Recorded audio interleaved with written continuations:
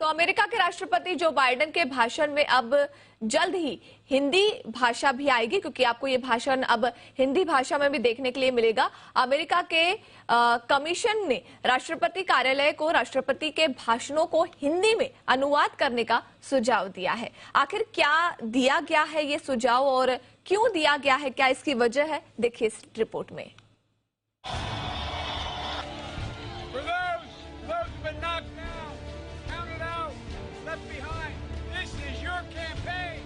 ये बात किसी से छिपी नहीं है कि अमेरिका में भारतीयों का बोलबाला है। सिर्फ अमेरिका में ही नहीं बल्कि यहाँ की सरकार में भी कई भारतीय मूल के लोग शामिल हैं।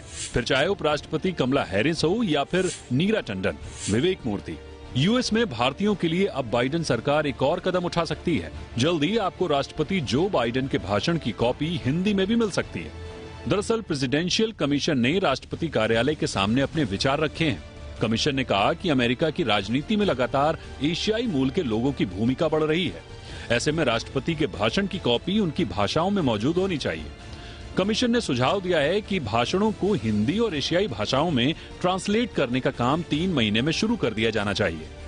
कमीशन ने सुझाव दिया कि भाषणों को हिंदी के साथ ही चीनी, कोरियन, वियतनामीज, मैंड्रिन और फिलीपींस में बोली जाने वाली भाषा टगालोग में ट्रांसलेट किया जाए। बता दें कि राष्ट्रपति के एडवाइजरी कमीशन के सामने ये प्रस्ताव अमेरिकी भारतीय कम्युनिटी के नेता अजय जैन भुटोरिया ने रखा था, जिसे कमीशन ने स्वीकार कर लिया। मौजूदा वक्त में यूएस के राष्ट्रपति और उपराष्ट्रपति के भाषण केवल अंग्रेजी में ही होते हैं। ऐसे में दूसरी भाषाओं के वोटरों तक पहुंच बनाने के लिए उनकी भाषा में भाषण को ट्रांसलेट करने का सुझाव दिया गया है। अब देखना होगा कि इस प्रस्ताव पर राष्ट्रपति बाइडेन कब मुहर लगाते हैं। ब्यूरो रिपोर्ट, जी मीडिया।